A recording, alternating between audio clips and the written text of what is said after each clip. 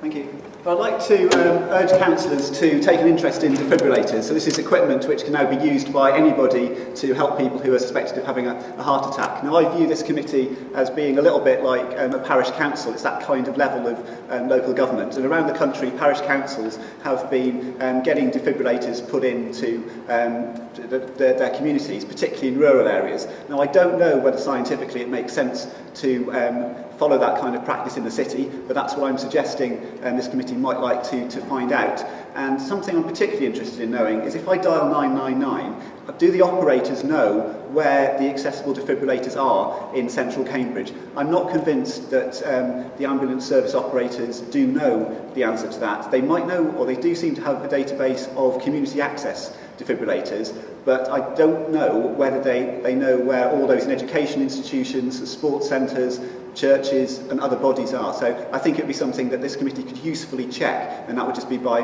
writing to the ambulance service, essentially saying, can the committee help and what's the current situation? No, I think that's an excellent suggestion. I mean, what I'd be really interested to know, Richard, is how your experience of parish councils, where does the funding come from?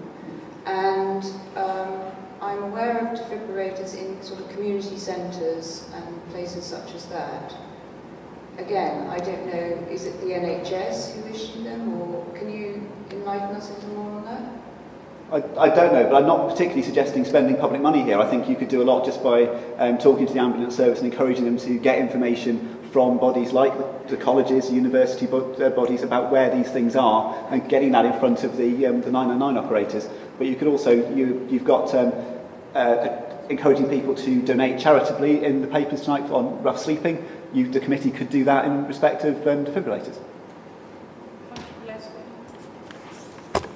Just a comment from my experience doing a first aid training course. I spoke to a guy who was official rapid responder, and he'd carry around a defibrillator in the back of his car, which seems like a better way for getting help to people in the city rather than getting them to come to the school, which might need someone to unlock it or something like that. So I think the mobile defibrillator with a trained user who isn't necessarily at the level of a paramedic, but is able to use the equipment to save someone's life potentially. That model seems like the right one. But if you like, I'll follow up and ask the ambulance service for more detail and bring it to you. Thank you. Yes? Thank you. Sorry, just a bit of experience as well, which I'd like to share. I'm Judith Gay. I'm president of the Alms Houses in Hills Road, but we looked at having a defibrillator there, and we found that I think it would have cost about £400, and there was always a problem or an issue with where would it be kept, who would be responsible for its condition, where would the key be, who would have responsibility, etc., etc.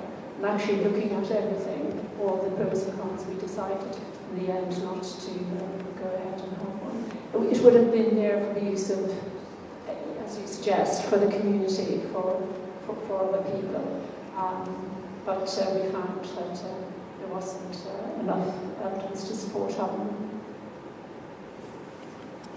Do you want to respond to that? Just on the aspect of keys, and elsewhere there's a code that's held by the 999 operator that can be given to the caller, but other than that, no.